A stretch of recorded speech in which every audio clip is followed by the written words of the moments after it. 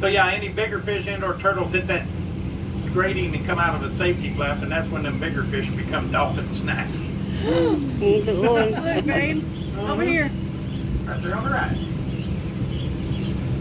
Here, dolphins, come on.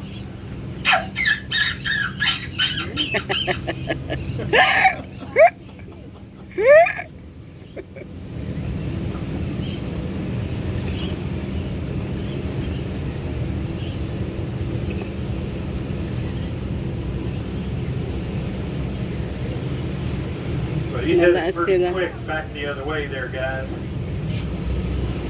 So we'll see what else we can find while we got time. Well, there's one behind us. You got one behind us? Yeah, there's one behind us. Yeah, straggler.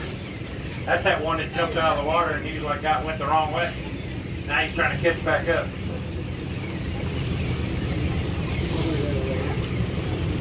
I mean, I don't know if we're gonna. There's a couple of dolphins back here on the right as well. Y'all ever had it where your finger just itches?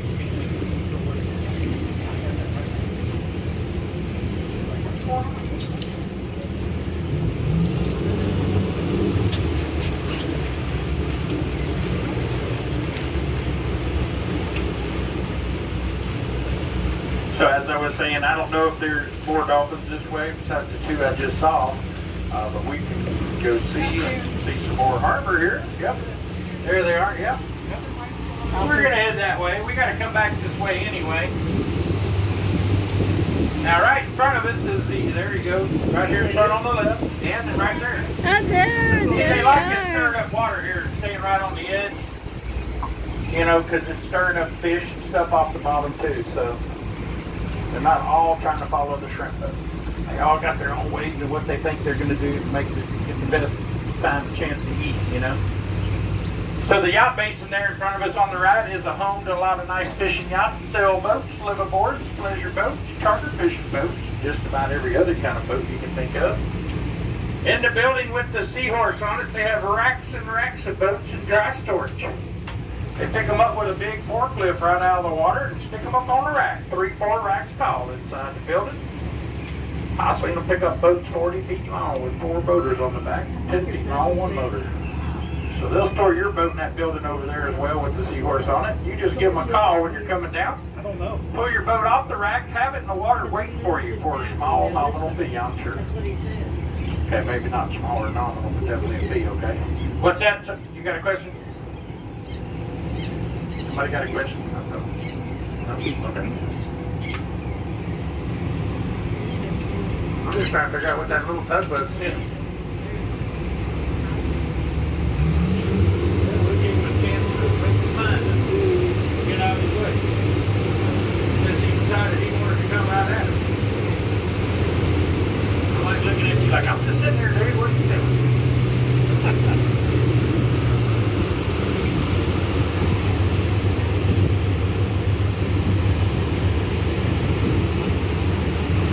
Alright. Now in the back of the slip here on the right, now the boat, the little shrimp boat is the mosquito feeder shrimp boats that shrimp right here in the harbor surrounding shallow waters. Now over here on the right, in front of us on the right at 2 o'clock, is the big shrimp boats. The offshore shrimp fleet there in the slip on the right. They go offshore in the deep blue water in the Gulf of Mexico and shrimp for as long as it takes to get between 300 and 500 80-pound bags of shrimp. That's a lot of shrimp, I don't care who you are. And they bring their fresh catch into the Galveston restaurants first. Then they package up the rest of the buildings with the tin roof, ship it out as Texas Gulf shrimp. So that's some of the freshest shrimp you could buy at your local supermarket because they flash freeze it offshore as soon as they catch it individually. So they won't be stuck together. They're called IFC shrimp. Now at your local supermarket though, over 90% of those shrimp are from Indonesia. They're not very tasty and they're probably not very fresh. I've eaten plenty of them. They won't kill you, but they're, you know, I don't eat them anymore. Now, but if you go to a restaurant here in Galveston that is not a chain restaurant, and you order jumbo fried shrimp, grilled shrimp, boiled shrimp, blackened shrimp, barbecue shrimp, shrimp A2 shrimp gumbo, shrimp creole, shrimp jambalaya, shrimp brochette, shrimp kebab, shrimp ham, shrimp cocktail, shrimp alfredo, shrimp diablo, shrimp tacos, shrimp quesadillas, shrimp enchiladas, shrimp curry, shrimp and grits, shrimp olives, garlic shrimp, orange shrimp, coconut shrimp, popcorn shrimp, pepper shrimp, bam shrimp, shrimp po' boy. I said that. Okay, but any shrimp me, you, or Bubba come up with, they come in on them our shrimping boats, alright? Well, after the storm shrimping was easy. Most y'all think Forrest Gump, I think it's a family movie, most people have. So I got a question for you then. What kind of shrimp boots did Lieutenant Dan wear? He didn't wear no boots, he didn't have no legs, man, come on. Then he got magic legs made out of titanium alloys. Thanks, something special. I know, just wrong.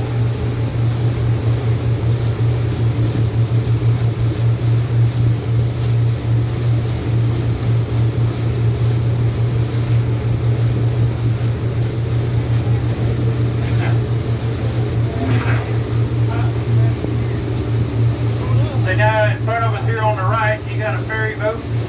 Leaving the ferry boat landing, you got one coming in at the end of the harbor there in front of us. That is a free boat ride for you and your vehicle. Take you on Liquid Highway 87 out of the harbor, across the ship channel to Bolivar Peninsula, the landmass as far as you can see out of the end of the harbor. The ferry boats, that's Crystal Beach over there as well. You can go drive on the beach for miles and miles. It is a shortcut to Louisiana if there's not a long line. Bring you out at Highway 10 in Winnie, Texas. Now they're named after Texas commissioners and their colors represent the university each commissioner graduated from. That's why they're all different colors, not because we were trying to be islandy with our color scheme.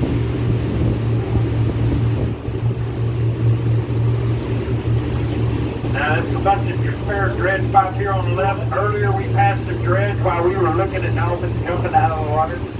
And we got another one here at the end in front of us. We've got a big roto-rooter on the end of that dredge and a suction pipe. The roto-rooter chopping up the sand and silt, pumping it in that pipe coming out of the back of the dredge, around the end of the island and back up on the island. And the one back behind us that you'll see on the way back is pumping it on Pelican Island, which is this over here on the left. Now all the way down on the end there on the right, all the buildings with the red roof there at 2 o'clock is the U.S. Coast Guard here in Galveston. They have many jobs. They do search and rescue. They inspect boats like this one every year. Run me through drills to make sure if something goes wrong, I can take care of you folks. And any other commercial or passenger vessels, including the ferry boats, have to have that inspection every year. And then every 2 years, they can pull it out of the water and check the bottom.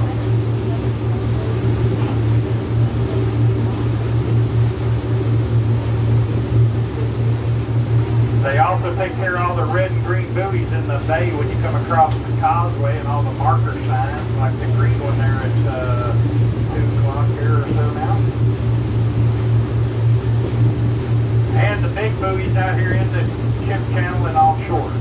They also patrol inshore and offshore and are responsible for more drugs seized in America than any other Coast Guard in the United States. That's because Houston is the 5th largest port in the world when it comes to tonnage of cargo going in and coming out. We have 35 to 40 ships a day going in and out of that ship channel. So if you go out of the harbor and make a left in the ship channel, you're headed into Houston, Texas for 40 miles up the Houston ship channel. You go out of the harbor and make a right, you're headed out Galveston ship channel, out Galveston Jetties. Galveston Jetties are 6 miles long, made out of big blocks of granite from Marble Falls, Texas. They are approximately 2 miles apart, and there is a ship anchorage from the Bolivar Ferry landing all the way out to the end of the jetties where ships take on fuel before heading back overseas. Galveston Jetties are in the Guinness Book of World Records as the longest jetties in the world right here in Galveston. Now this is Pelican Island in front of us. And here at the end of Pelican Island in front on the right is Seawolf Park. It is a World War II memorial park. They have a lighted mission pier on the end, bait house, picnic tables and grills, playground for the kids, basketball court, volleyball court. Great place to have a family picnic. And 2 World War II vessels there you can go take a look at, on, and in. The black one is the Uss Kamala Submarine. Sank many ships in World War II.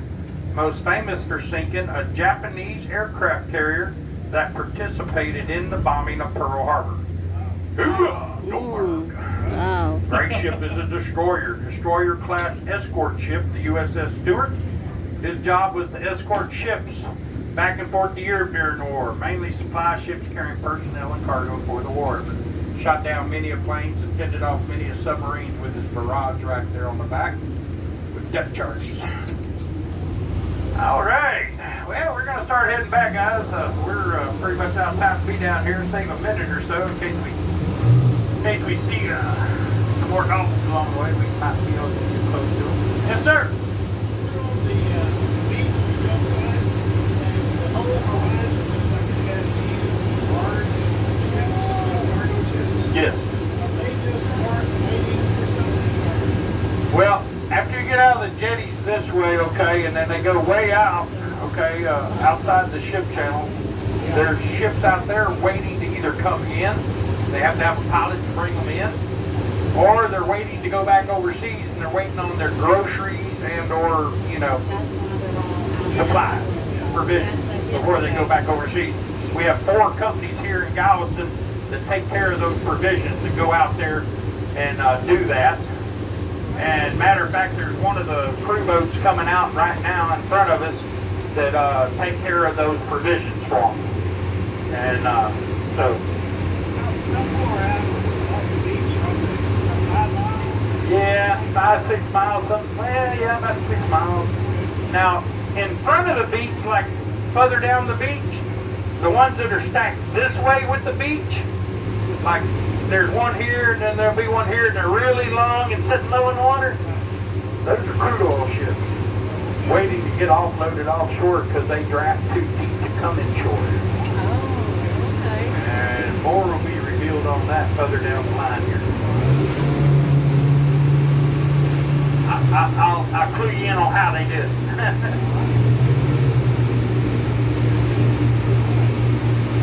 So yeah.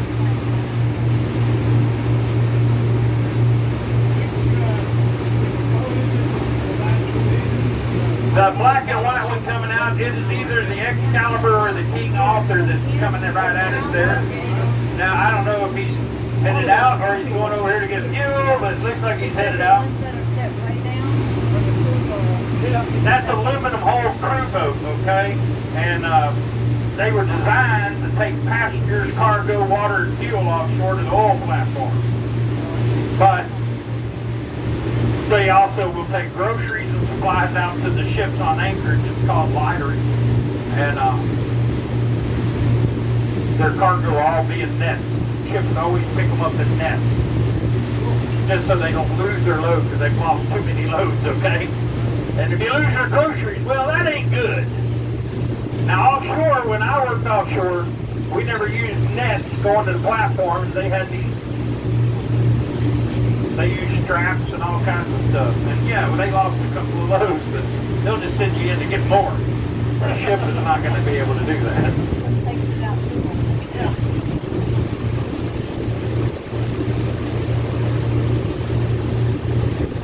Yep, that's the King Arthur. So that's that vessel has 3 turbo diesel engines in it, and they can walk that boat sideways and spin it around in a circle right where it sits, pretty much. Or at least if he's good enough, he can. Down here on the right, got a dolphin. Woo! 2 of them right there beside the dock. Yeah. And that's Martin Fuel Dock, and it looks like they are trying to figure out a bunch of stuff over there. You got a bunch of people standing around scratching their heads and picking their noses. Trying to figure out what they're going to do next. Look, there they are in the dock. Welcome to the oil field, folks. Even winter, he got no work. He got no work. So those docks, now it used to be full of aluminum hull crew boats like that King Arthur and even bigger, up to 190 foot long. And big steel workboats up to 300 to 400 feet long, taking that passengers, cargo, water, and fuel offshore. And pumpable fluids. All the tanks used to hold drilling fluids and different types of drilling fluids and stuff. But they're all empty now. In the last 12 and a half years or so, over 80,000 jobs have been lost offshore in the Gulf of Mexico and the oil fields. Our government out-regulated all the oil drilling offshore, so they went overseas to drill. They ain't coming back.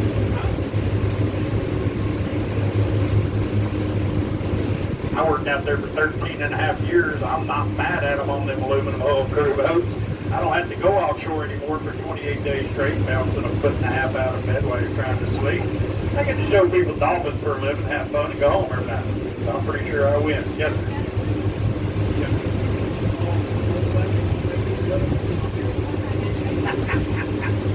Yeah.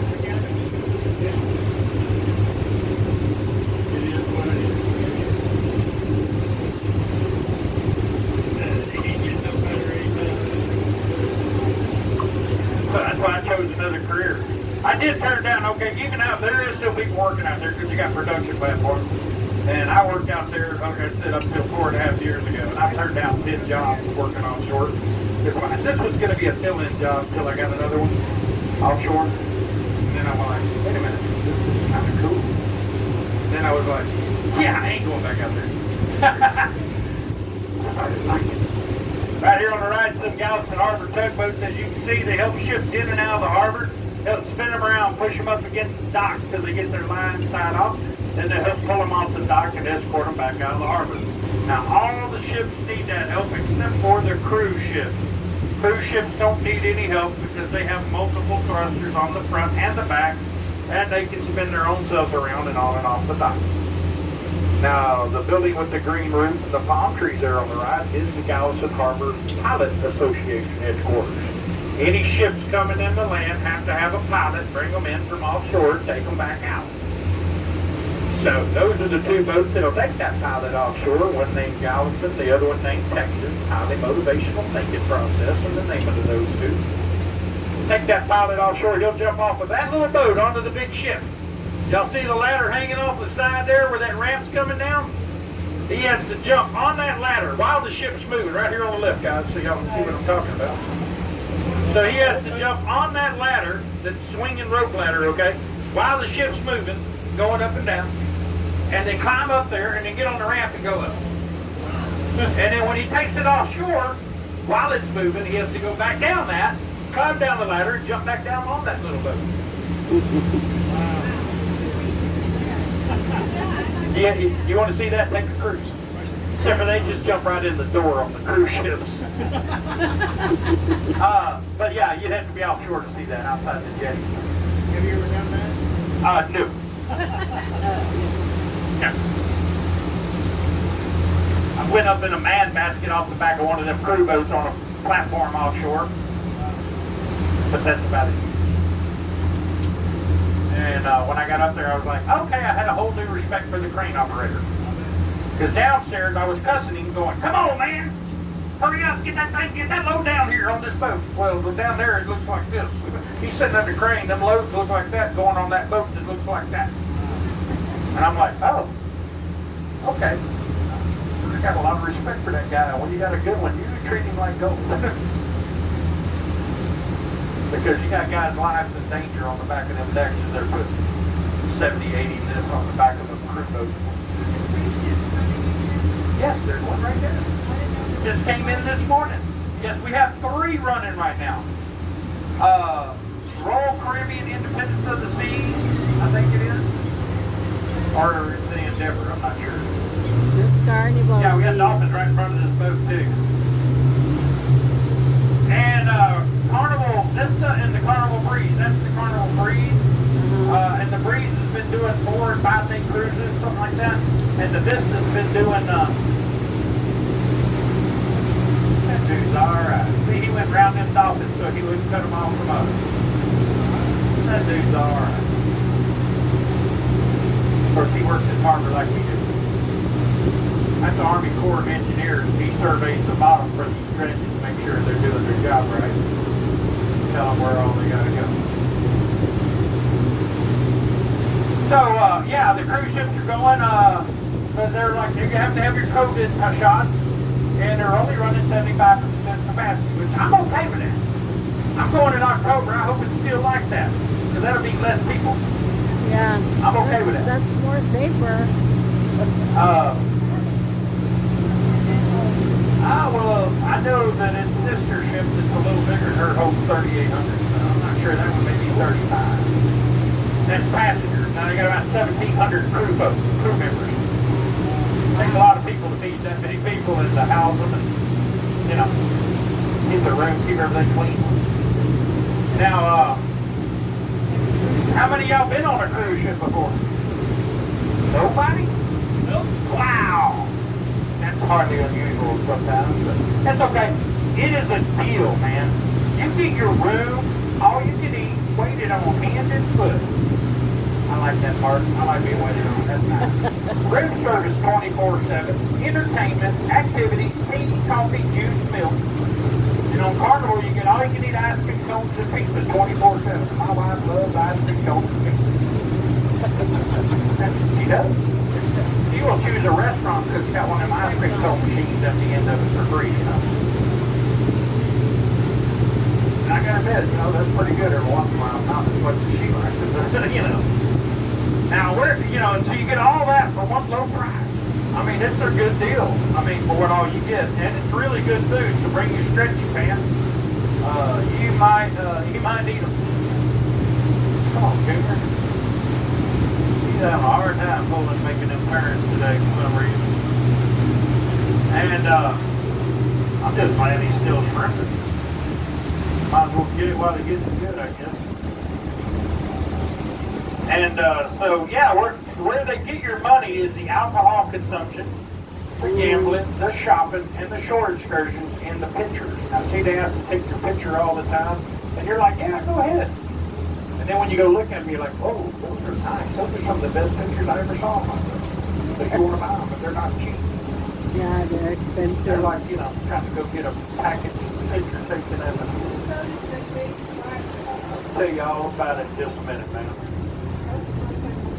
The first thing you noticed was that yacht?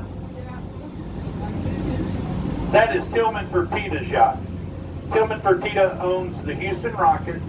He owns all the Landry's Corporation of Restaurants, which is getting more and more.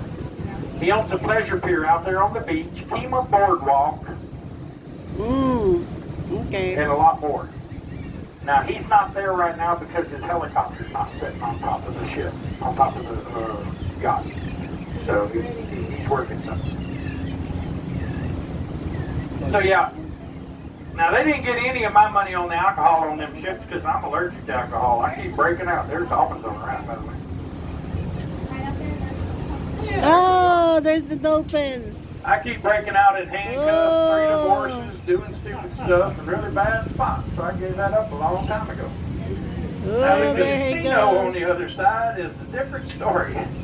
On the last trip, I let that casino hold on to some money for me until I come back and get it. Did you know some people call that losing? There's nothing right there on the left, right there in front of you. Yeah. Got them on the right.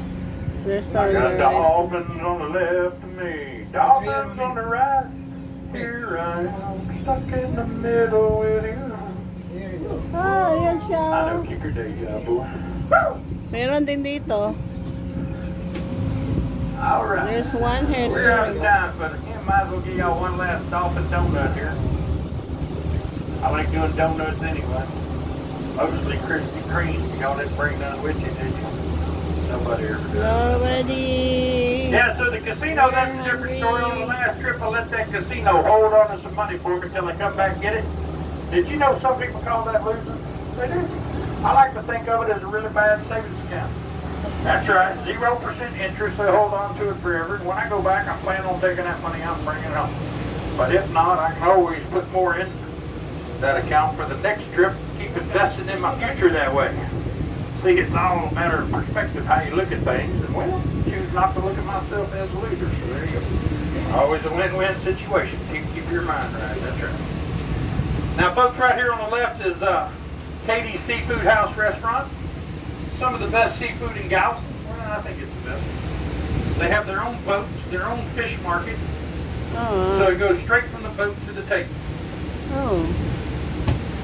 And That's the only way to do it. that's what I'm saying. And I do eat there, but they gave me some coupons for a free appetizer and priority seating. So it means you don't have to wait in line, and you get a free appetizer, one per table. See me as you get off, be glad to give you one. Now, they have a lunch menu. You can eat fairly cheap. But if you want the fresh market fish, it's a little more expensive. It's so awesome. I love grouper. It's like my favorite fish in the world. They got amberjack, grouper, red snapper, all that good stuff. Coming up here on the left, the tall sail ship here on the left at Pier 22 at the Seaport Museum. That is the tall ship Elisa. She is an iron-hulled sailing vessel built in Aberdeen, Scotland in 1877. One of the first ships to ever have an iron hull. They were all made of wood before her and a few others. Galveston Historical Foundation found the Elisa in Pyrea, Greece. Quite a state of ill repair, looking mighty shabby. They purchased the Elisa, brought her back to Galveston, and have restored her to her full sailing glory, all with the help of volunteers only. Oh. She is still a sailing vessel and has sailed as far as New York City for the tall ship parade and the rededication of the Statue of Liberty. Quite a sight to see with her sails all in full bloom. And you can go take a tour of the Elisa here on the left, see what it's like to be on a ship built over 140 years ago. Go get someone to take your picture on the wooden steering wheel on the back, pretending you're a pirate. Arby. What's a pirate's favorite letter in the alphabet? P. Most people think it's the R, but it's not. It's the C, because they love the sea. Their favorite fast food restaurant? Well, that'd be Arby's. They have the meats for sandwiches. Okay, one more really bad pirate joke. How much do pirates pay for corn on the cob? A buccaneer. Arr, it's a corny joke. Literally. Alright, folks, that's all the time we have. I hope y'all enjoyed your tour. If you had a good time, please tell your friends and post it on TripAdvisor. Enjoy it. Captain Victor, if for some odd reason you did not have a good time, do me a favor. You just keep that to yourself. Remember, my name's Earl. I had a great time, folks, and I do work for tips. If you can help me out, that's a wonderful thing. If not, don't worry about it. If you don't have cash, I do take Venmo or Cash App. These are my URLs on the side of the seat here right below me. But I do need everyone to remain seated till we get to the dock. I will then step off first, help hold her against the dock, making it safe for you to exit. Y'all have a wonderful day. Enjoy your stay in Galveston, and thanks for choosing Baywatch. All right. Woo! Baywatch.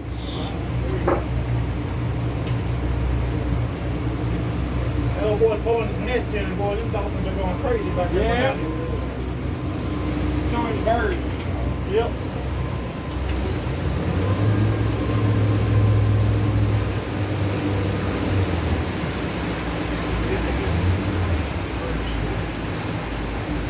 Hope he's having some good luck with it.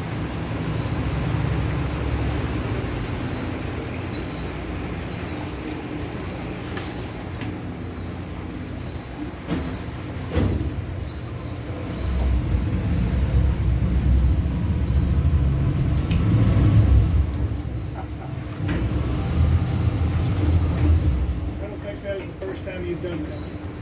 Yeah.